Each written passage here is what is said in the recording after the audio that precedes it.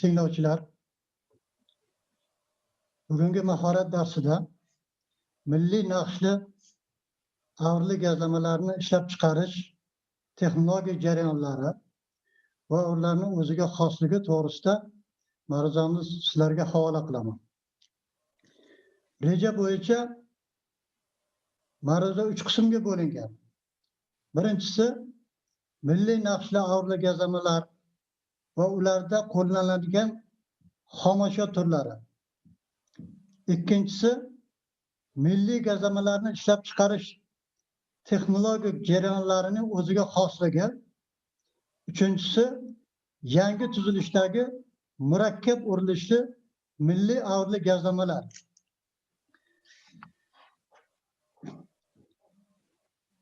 Mana endi o'qishda, san'atda, sanoatda barcha sohalarda olib borilayotgan islohotlarni pirovard maqsadi yurtimizda yashayotgan barcha fuqarolarga munosib sharoitlarni tashkil etib berishdan iborat. Sanoatni rivojlanishi, xalqimizdagi sanoatni rivojlanishi ayniqsa mana shu oxirgi 3 yillar ichida to'qimachilik sanoatiga katta e'tibor berilmoqda. Katta investitsiyalar kirib kelmoqda. Bularni asosiy omili O'zbekiston rahbariyatining odilona olib borayotgan siyosati deb bilamiz. Har yili bizga ma'lumki, to'qimachilik sanoatini rivojlantirish uchun qator prezidentimiz qarorlari, vazirlar mahkamasining qarorlari chiqmoqda. Masalan, o'tgan yilgi sentyabr oyida chiqqan prezidentimizning 4453 qarori raqamli qarorida O'zbekistondagi paxta, ipak, xomashyo ashyosini qayta chuqur ishlash, uni tayyor holatga keltirish, qo'shimcha qiymatda sotish, eksport salohiyatini mamlakatimizda oshirish. Ya'ni to 25-yilgacha paxta va boshqa xomashyolarni 100% o'zimizda respublikada tayyor holatda ishlab chiqarish masalalari qo'yilgan. Bugungi kunda jahonda to'qimachilik sanoati hammamizga ma'lum rivojlanib bormoqda. Dunyoda hozirgi kunda 120 milliard metr kvadratdan oshiq to'qima ishlab chiqariladi. Mana ko'rib turibsizlarki, jahonda bu to'qimalarga hozirda barcha to'qimalar raqobat katta.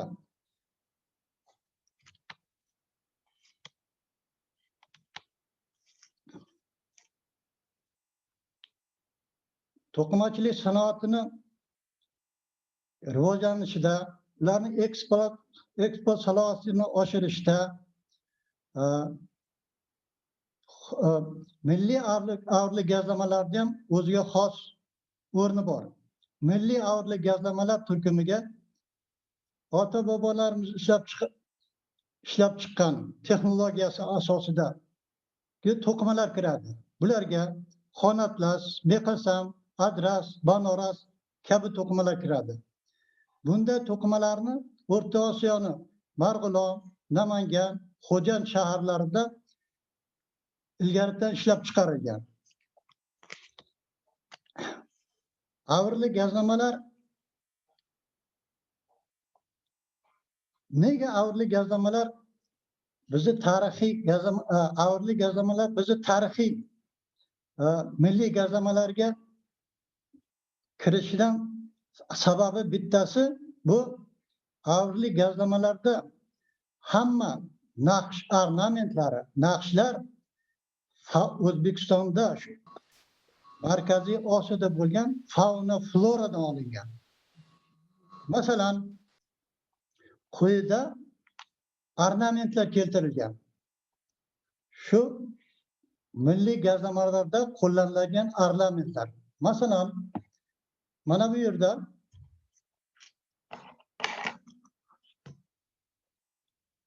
chap tomonda anorning naqsh keltirilgan fuvora. Mana bu o'ng tomonda naqshlarda, naqsh elementlarida bodomni naqshlari keltirilgan. O'ng tomonda mana bu ilon izi. Mana bu yerda mana tuvakda gul va hokazo. Boshqa predmetlar, ya'ni to'qinchoqlar, O'rta Osiyodagi barcha mana shunaqa predmetlar avrli gazlamalarda, naqsh ornamentlarda o'rin olgan. Endi shu naqshlarni qanaqa iplarga o'tkaziladi degan masala tug'iladi. Qanaqa xomashyoga o'tkaziladi?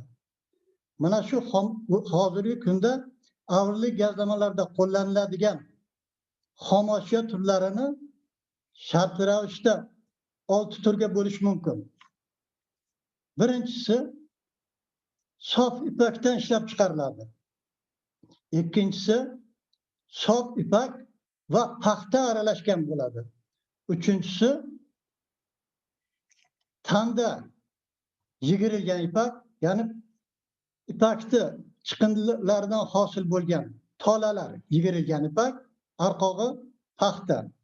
Beshinchisi tanda va arqoq sun'iy ipaklardan. Oltinchisi tanda iplari arqoq. Tanda va arqoq faqat paxta iplaridan. Bulardan endi biz qisqacharoq qilish uchun uchtasini hozir ko'rib chiqamiz. Texnik ko'rsatkichlarini. Masalan, bulardan xonatlas, adras va beqazam to'qimalarini ko'rib chiqamiz. Xonatlasda nimaga xonatlas boshqa to'qimalardan ajralib turadi? Bularda tanda va arqoqlari juda zid joylashgan. Jilolanishi boshqa to'qimalarga nisbatan yuqori. Yuqori qismida tanda iplarida bizga ma'lumki, tanda iplari fibrain bilan silisindan tashkil topgan ipak iplari. Avrli gazlamalarda xonatlas to'qimalarida shu ipak iplarini 25% gacha, 20-25% gacha maxsus moddalar yordamida silitsini olib tashlanadi. O'rta qismidagi fibrain chiqib jilolanishni kuchaytiradi. Mana texnik ko'rsatkichlardan ko'rinib turibdiki, xonatlas to'qimalarida tanda iplarining zichligi boshqa to'qimalarga, masalan adras, beqasam to'qimalariga nisbatan 2 barobar, 3 barobar yuqori. 1 detsimetrga 720 dan tashkil qiladi. Yo bo'lmasa tanda iplarining soniga agar e'tibor beradigan bo'lsak 5544 ta. Yo mana bu adras boshqalariga agar solishtiradigan bo'lsak, bularda 450, 500 va hokazo. Endi bu to'qimalarda tig'larning ham nomeri yuqori. Tig'lardan bitta iplar, masalan, bitta tishdan xonatlasda 4 ta, 5 ta o'tadigan bo'lsa, adraslarda bitta yo 2 ta o'tadi. Mana shu tomonlar bilan o'ziga xos xususiyatlari bor. Endi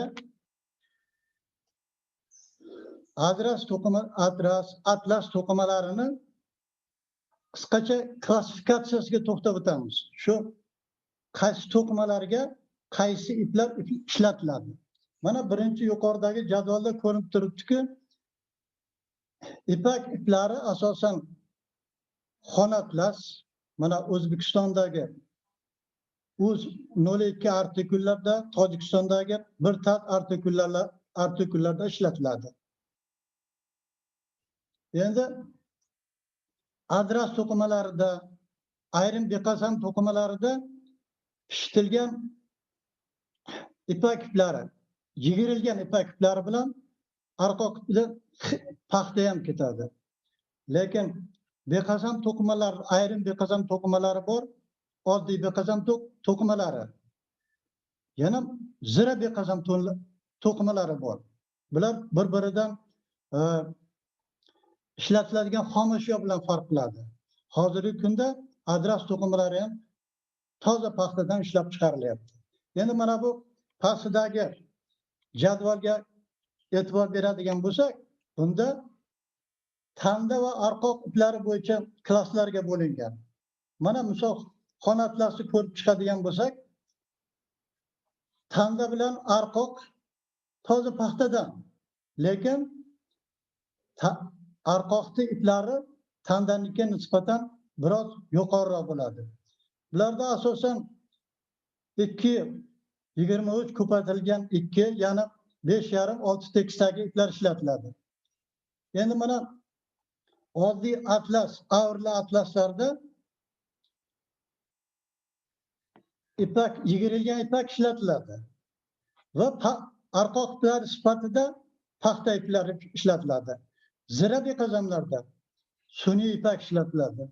Zira beqasamlar asosiy marosimlarda qo'llaniladi. Oddiy beqasamlarimiz san'at sohadagi insonlarda va oddiy kishilar kiyishda qo'llaniladi.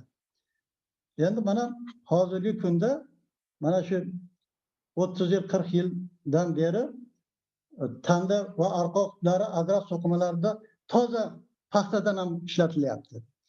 Endi shu xom ashyolardan to'qiladigan to'qimalarga to'xtalib o'tamiz.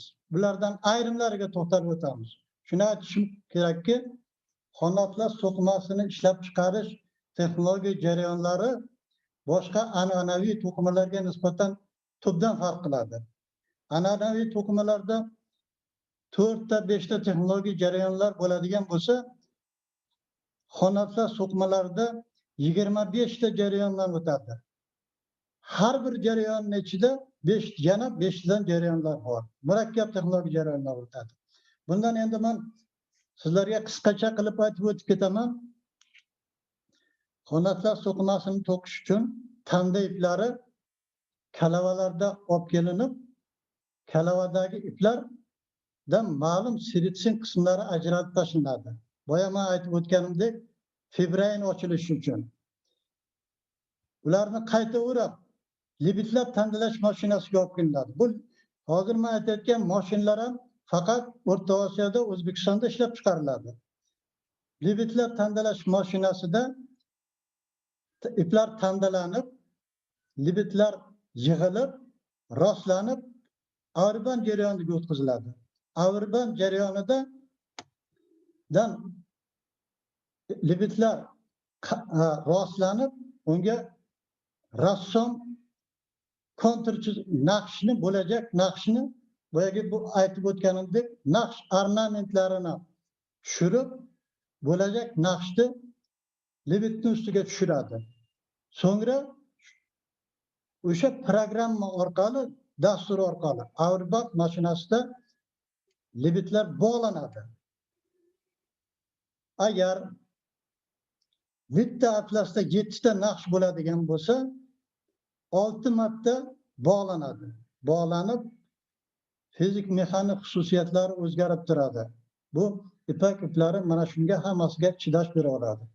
Bog'lab, ranglab, naqsh bo'yicha yig'ilib bo'lgandan so'ng libitlarni hammasidagi bog'langan joylari yechilib, taxlanadi. Taxlanib, naqsh bo'yicha jamlanadi.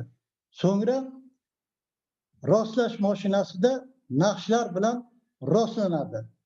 Rostlangan iplar toqavoy qilinadi. Ya'ni juft toqqa bo'linib, bu iplar maxsus tig'dan o'tkaziladi. Tig'dan o'tkazilib bo'lgandan keyin iplar yorma jarayoniga o'tkaziladi. Yorma degani bu maxsus jarayon shundan iboratki, biz iplarni mana bo'yash jarayonida, seritsinni yo'qotish jarayonlarida seritsinlar yonidagi iplarni kilaylab qo'yadi. Bir-biriga yopishib qoladi. Shuning uchun maxsus jarayon bor, bu yerda yorma jarayoni deyiladi. Yorma jarayonida hamma iplar bir-biridan ajratiladi. Bu jarayondan so'ng iplar bir tekis bo'lish uchun, chunki u yerda chiqqan fibraynlar ma'lum darajada ba'zi bir qismlari iplarni ustiga chiqib qolgan bo'ladi. Shu iplar bir tekisda bo'lish uchun emulsiyalanadi. Emulsiya degani endi bu yerda mahsul ohor, emulsiya bu ham ohor, lekin ohorni suyuq ohordan, ya'ni emulsiyadan o'tkaziladi. Emulsiyadan o'tkazilgandan keyin ip o'tkazish jarayonidan keyin to'qi jarayoniga olib keladi. Endi arqoq iplari esa, arqoq iplari ham silitsindan ajraltirilib, qayta o'ralib to'quvchilikka olib kelinadi. To'quvchilikda buni ham o'ziga xos yo'li bor. To'qishda ham. To'qishda tanda iplari pastga qilib to'qiladi. To'qishda atlas urilishida emas, satin urilishida to'qiladi. Sababi satin qilib to'qimani chappa qilib to'qilganda iplarning fizik mexanik xususiyatlari saqlanib qoladi. Kamroq ko'tarilib tushiladi. Atlas urilishlari 8 tepki 12 tepkida to'qiladi. To'qu dastgohida. Endi 8 tepki 12 xalqimiz tilida aytiladi bu. 8 tepki 12 tepki deganimiz 8 ta shoda 12 shodada to'qiladi. Shuni aytib o'tish kerakki, tayyor to'quv dastgohidan chiqqan to'qima kalandrlanadi, ya'ni dazmollanadi. Dazmollash jarayonida maxsus apretlash jarayonidan o'tkazilib, tayyor to'qima holiga kelinadi. Boshqa to'qimalardan yana bir o'ziga xos joyi shundaki, bu to'qimalar to'quv sex fabrikasining o'zida tayyor holatga keladi. Chunki tanda iplari to'qishdan oldin naqsh bosilgan tanda iplariga. Naqsh bosilmagan, naqsh hosil qilingan avval jarayonda. Tayyor to'qima o'sha klaster holiga keltirilib, klaster holiga to'g'ri keladi. Korxonada tikish jarayonidan o'tadi. Mana endi tayyor to'qimani ko'ramiz. Mana xon atlas to'qimasida tayyor holga kelgan holatdir. 223 2 tekisli xon atlas to'qimasi shu 8 tepkida to'qilgan. 12 tepkida ham to'qiladi bu to'qimalar. Bu to'qimalarni o'ziga xos tomonlaridan tashqari aqlli to'qimalar desa ham bo'ladi. Mana masalan sizlarga bir jarayonda aytib bermoqchiman. Bizda Amir Temur bobomiz To'xtamish bilan bo'lgan loy jangida birdaniga hozirgi xuddi zamongidagidek viruslar paydo bo'ladi. Viruslarda jang maydonida askarlar nobud bo'la boshlaydi. Shu vaqtda Amir Temur bobomiz tabiblarni yig'ib maslahat qiladi. Tabiblar shunday deyishganki, ipak tolasidan hamma askarlarga zudlik bilan ichki kiyimlarini o'zgartirishga buyruq beradi. To'xtamish bu xabar bundan bexabar bo'ladi. Shu ichki kiyimlarini o'zgartirganda viruslar to'xtashni boshlaydi. Natijada g'olib chiqishiga asosiy sabablardan biri shu bo'ladi. Endi Beqasam to'qimasining texnologik jarayonlariga kelib to'xtasak, Beqasam to'qimasi an'anaviy to'qimalar bo'lib, bizda mana shu texnologik jarayonlar, bunda qisqaroq qilib o'tmoqchiman. Beqasam to'qimalari ham to libidlab tandalash jarayoniga kelgancha xuddi avli gazlamalarga o'xshab keladi texnologik jarayonlari. Lekin mana qizil bilan ko'rsatilgan libidlab tandalashdan keyin to'g'ri toqovaylash jarayoniga kiradi. Toqovaylash jarayoni degani iplari jup toqqa ajratish. Naq o'tkazish ham deyiladi xalqimiz tilida. Shundan keyin yorma jarayoniga keladi, emulsiyalab ip o'tkaziladi. To'g'ri to'quv jarayoniga o'tib ketadi. Arqoq iplari esa paxtadan bo'lgani uchun, lekin bunda ham o'ziga xos. Buni ham paxtadan bo'lgan bo'lsa ham xuddi avli gazlamalarga o'xshab tayyorlanadi. Keyin qaytaverib to'quvchilikka olib kelinadi.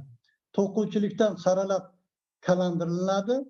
Bu ham to'quv fabrikasida tayyor holga keltirilib tikish bichish jarayoni davom etadi. Endi Domla, beqasamga qachon rang beriladi? beqasamgami? Siz mana lebitlab tandalashdan To'qavayga o'tib ketdik. Yo'q. Bo'yash degan qachon beqasam bo'yaladi, domla? Yaxshi savol. Lebitlab tandalashga mana shu men qisqartirib aytib o'tib ketdimda, lebitlab tandalashga ranglash kalavalarda bo'ladi. Bu kalavada keladi-da to'quv sexga. Kalavada keladi. Kalavalar dastur asosida qaysi rang? Masalan, qizil rang, ko'k rang bo'lsa, kalavalar har programma asosida qanchalik kerak bo'lsa, kalavalarda ranglanadi. Keyin ranglanganlarda dastur asosida libitlar tanlanadi. Savolingizga javob bera oldimmi? Texnologik jarayonga yo'q qolsa shuni qo'shib qo'yish kerakda, o'rtasidagini olib tashlash kerak emas joylarni. Hozir beqasam uchun o'sha libitlab tandalashdan oldingi o'sha kalavada bo'yash jarayonini menimcha texnologik jarayonga qo'shish kerak. Hozir qo'shganimda sababi bor. Hozir men aytib o'tib ketaman. Qo'shganimda sababi bor. To'g'ri aytyapsiz. Men buni slaydalar ko'paymasin deb qildim. Vaqt kam berilgan ekan. Mana men bitta qizil joy bilan ko'rsatganman. Bu an'anaviy qilib o'tib ketganman-da. Endi hozir sizni javobingizga bo'ldimi savolingizga javob? Rahmat, tushundim domla, rahmat. Ana endi qarang. Hozir siz aytganga nimaga bu yerga avrli gazlar mana tiqib qo'yibsiz degan masalani aytdingiz. To'g'ri. Biz kafedramiz tomonidan yangi to'qima ishlab chiqilgan. Mana shu an'anaviyni avrli gazlamalar bilan qo'shganmiz. Ya'ni ham an'anaviy yo'lda, ham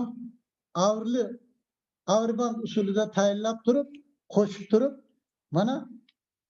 mana bu dastgohda avriband dastgohi keltirilgan, shuni ham ishlatib turib, mana bu to'qimani olganmiz. Bunga patent olingan. Mana qarang. Yo'l, an'anaviy yo'l. Mana bu yerda avriband usulda atlaslarni qanday olsak shu usulda.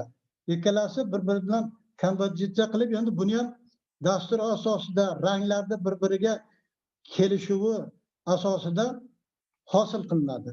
Bu avrli beqasam deb nom olgan. Domla, bu iplarni mana avrli iplar alohida, mana yo'llar alohida turib, buni qachon bir-biriga parallellashtiriladi? Qaysi jarayonda? Yashang. Mana yana qaytaman endi sizga. Qarang. Bu ikkalasi lebitlab jarayonidan o'tib keladi. Beqasam o'tib keladi. Mana bu yerga to'xtaydi. Lebitlab tandalash avrlida davom etadi. Davom etib kelib, mana shu yerda toqavay qilish jarayonida bitta ikkalasi qo'shib bitta g'alta ko'riladi. Bitta tig'dan o'tkaziladi. Bundan keyin ikkalasi boyagi yangi to'qima bo'lib, bu yog'i bir xil. Tushunarli, rahmat domla. Xabarim bor, tushunarli, lekin bu yerdan xabarim yo'q ekan. Rahmat domla. Sog' bo'ling. Hozir yana davom etamiz. Endi mana shu usulda arqoq ipiga jun ham qo'shib ishlatib ko'rganmiz. Jun mana tashqi ko'rinishi unchalik yaxshi chiqmadi. Sababi jun kirishib ketar ekan. Buni ustida ishlash kerak hali, lekin zig'ir tolasidan arqoq ipni ishlatganimizda xuddi boyagi ko'rgan paxtamizga ham nisbatan silliq va yaxshi chiqdi. Domla, tandasi nechi tekis? Shu zig'ir 75 tekisda tanda nechi tekis? Tanda biz topganimizni, bu yerda topganimizni ishlatdik. Shuni aytib o'tishim kerak. Juda yuqori. Haqiqatan tekisi yuqori. Biz shuni topib, mana junda ham yigirilganmi? Xom ipagimi, yigirilganmi domla? Bular hammasi yigirilgan. Yigirilgani bitta qilib yigirilganda, bitta qilib emas bular. Bittadan arqoqqa ishlatgan. Endi topganimizni ishlatganimizda ikkitadan ishlatmaganmiz. Endi shunday xulosaga kelinganki, zig'irdan bo'lgan iplarni bemalol arqoq sifatida ishlatsa bo'lar ekan. Lekin junda menimcha junga paxtani qo'shib yigirish kerak ekan. Mana shunaqa xulosaga kelganmiz biz. Tandasini so'radim domla. Tandasi nechta x deydi? Tandasi 25'e 2 paxta. Paxta 25'e 2. İpak bo'lsa 3'ü 23'e 2, 3'ü 23'e 3. Devam etemem. Endi 3-chi qismga keldim. Mana bir ikki qismi tugadi. 3-chi qismga keldim. Ikki qism to'g'risida savollaringiz bo'lsa hammalaringga marhamat. 3-chi qismi oxirgi qismga boshlayman. Savolimiz yo'q domla. Rahmat. Endi mana O'zbekistonda boshqa to'qimalarda yangi assortimentlari ishlab chiqarilgani kabi avirli gazlamalar ishlab chiqarish korxonalarida ham ma'lum ishlar qilinmoqda. Mana oxirgi mana vaqtlarda bizda 100 yil oldin ishlab chiqarilgan ota-bobolarimiz aql zakovati bilan ishlab chiqarilgan a'lo baxmal degan to'qimalar bo'lar edi. Mana oxirgi 1 yil, 1,5 yil ichida bu masala mana yangitdan ishlab chiqarila boshlandi. Bu hozirgi zamon tili bilan aytganda yangi murakkab urilishli to'qimalar turkumiga kiradi. Shaxsan mana bu ko'rsatayotgan to'qima yangi murakkab urilishli kesilgan tukli a'lo baxmal milliy avdi gazlamalar turkumiga kiradi. Bu gazlamalarda faqat O'rta Osiyoda, Marg'ilonda hozir ishlab chiqariladi. A'lo baxmal to'qimasini boshqa to'qimalardan mana shu ishlab chiqarishda o'ziga xos tomonlari bittasi shundaki, bunda ikkita tanda ishlatiladi. Bittasi zamin tanda, bittasi tuk tanda. To'qi dastgohini orqa tomonda o'rnatiladi.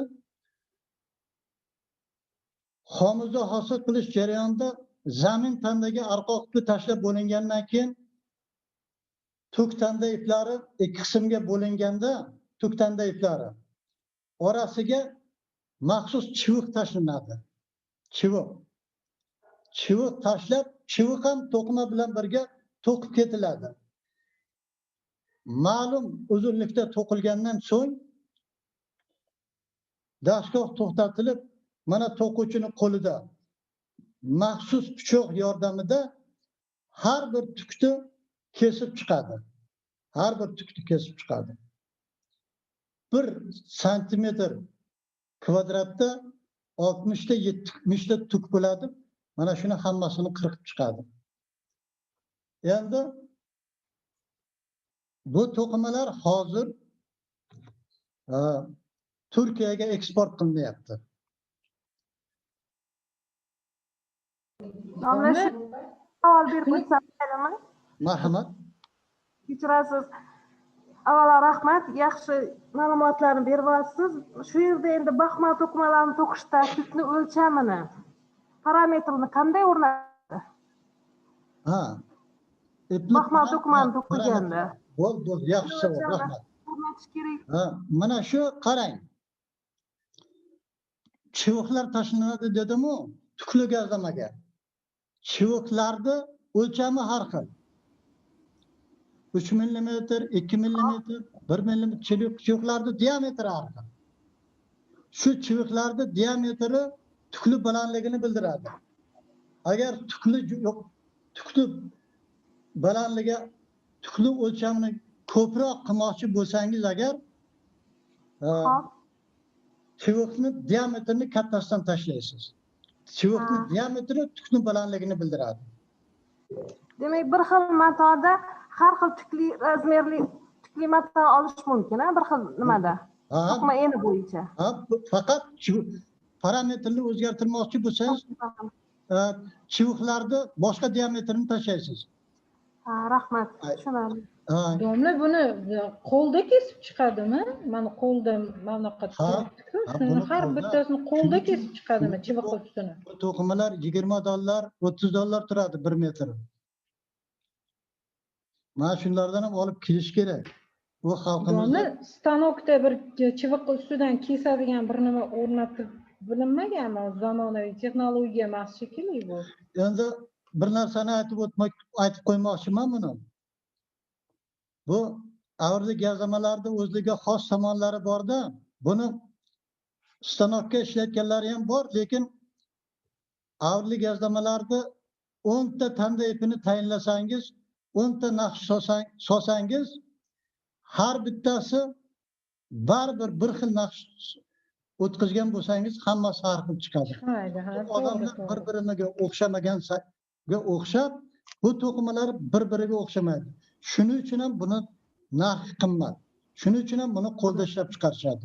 Lekin bu gazlamalarni bizga ma'lum, tukli gazlamalarda shu usulda zamonaviy dastgohlardan ham ishlab chiqariladi. Lekin mana aytib qo'yay, har qanday zamonaviy kompyuter bo'lsin, boshqa soha bo'lsin, bu darajada to'qimani ishlab chiqara olmaydi. Bu ota bobolarimizni bu zukkolagidan dalolat beradi. Savollar bormi tag'in? Domla vaqt kam qolyapti. Mana endi bizni institutimiz bilan birgalikda ishlab chiqilgan to'qimani ko'rsatyapman. Bu yerda bular kesmasdan chiviqlarni to'g'ri sug'urib olganda halqa hosil bo'ladi. Bu to'qimalarda hozir O'zbekistonda kostyum, ko'ylak sifatida ishlatishyapti. Tuk tomonini ichkariga qilib, astar qilib, mana bu teskarisini tashqi tomonga qilib kiyilyapti. Mana deb kim qiziqayotgan bo'lsa, qo'limda ham bor buni nusxalari. Mana endi shu to'qimani halqali tukda to'qilgani. Bu halqa tukli, tuki kesilmagan. Shu bilan 3 ta qismni hammasini yakunlayman. E'tiborlaringiz uchun rahmat. Savollaring bo'lsa marhamat. Domla rahmat, sog' bo'ling. Berib o'tsam maylimi, uzr kechirasiz. Xo'p. Yuqorida siz Zira Baxmal deb ketdingiz, Zira Bekasam, uzr. Biza shu paytgacha an'anaviy Bekasamni bilar ekanmiz, talabalarga ham shu haqda ma'lumot berardik. Agar iloji bo'lsa, shu Zira Bekasam bilan an'anaviy Bekasamni ikkalasini farqini tushuntirib bera olasizmi, domla? Albatta, albatta. Rahmat. Bizda xalqimiz shunaqa zukko bo'lganki, kiyimiga qarab shu insonlarni nima ish qilayotganini yo bo'lmasa qanaqa holat turganini uzoqdan ko'ra olgan, shuning uchun kiyimlar yaratgan. Zira oddiy bir qazamda o'zlaring bilasizlar. Ayniqsa ko'p hozir san'atda ishlatiladi. Endi oxirgi vaqtlarda keyin buni endi to'qimachilik sohasida ishlayotganlar sizlar bilan bizni asosiy ishimiz bularni yaxshi yangi turlarni yaratib xalqimizga bu qanchalik tarixiy to'qima ekanligini, bunaqa aqlli to'qima ekanligini ochib bera olsakkina xalqimiz yaxshi kiyadi. Endi Zira Bekazamni qarangiz. Zira Bekazam sun'iy ipakdan, viskozni sho'rdan ishlab chiqarilgan. Zira deyishiga asosiy sabab bu to'qima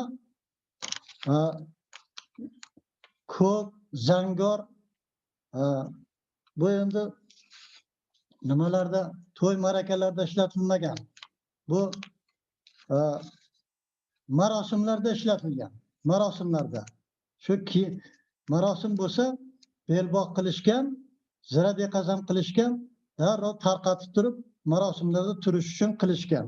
Yo bo'lmasa, endi Zira Bekazamda zira degan so'zida ham bitta gap bor. Zira degan so'zda. Zira degani bu shundaki to'qima tayyor bo'lgandan so'ng kalandirdan, kalandir deganimiz dazmol deganimiz. Kalandirdan o'tkazayotgan vaqtida plisovka deydi. Ya'ni ikkitasini bir-biriga ikki qavat qilib o'tkaziladi, orasiga aplet beriladi.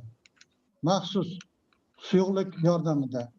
Unga ilgari tuxumlarni oqini ham, sarig'ini ham to'qimaga qarab aralashtirishgan. Shu suyuqlik berilgandan keyin valga bosim berishgan. Vallar bir-biriga bosim berganda mavr degan naqsh hosil bo'ladi. Bizning o'zbeklarda Marg'ilonda chiyangul deyishadi. Chiyonga o'xshagan mavr naqshlar hosil bo'ladi. Naqshlarni uzoqdan ko'rinishi zirani bilamizku, o'zimizda zira bor. Ziraga o'xshab ko'rinadi. Ziraga o'xshab. Shuning uchun buni nomini xalqimiz zira beqazam deb ketgan. Ha, rahmat. Savollar bormi qani? Katta rahmat domla, shunchalik qiziqarli ma'lumotlarni berdingiz. Respublikamizda ham prezidentimiz tomonidan ipakchilikni rivojlantirishga katta e'tibor qaratilayotganda bizlarning soha vakillariga bu yaxshi ma'lumotlar bo'ldi. Katta rahmat. Sog' bo'linglar. Rahmat. Domla, prezentatsiyani gruppaga tashlab berasizmi? Yaxshi ma'lumotlar bor ekan. Prezentatsiyani men nimaga tashladim? O'zlaringda ham tashlab beraman. Prezentatsiyani buni olib qoldilar. Tashlab beramiz prezentatsiyani, domla. Rahmat. Xo'p, mayli. Rahmat sizga, sog' bo'ling. Sog' bo'ling. Charchamang. Sog' bo'linglar ustozlar, salomat bo'linglar. Rahmat. Sizlarga ham rahmat.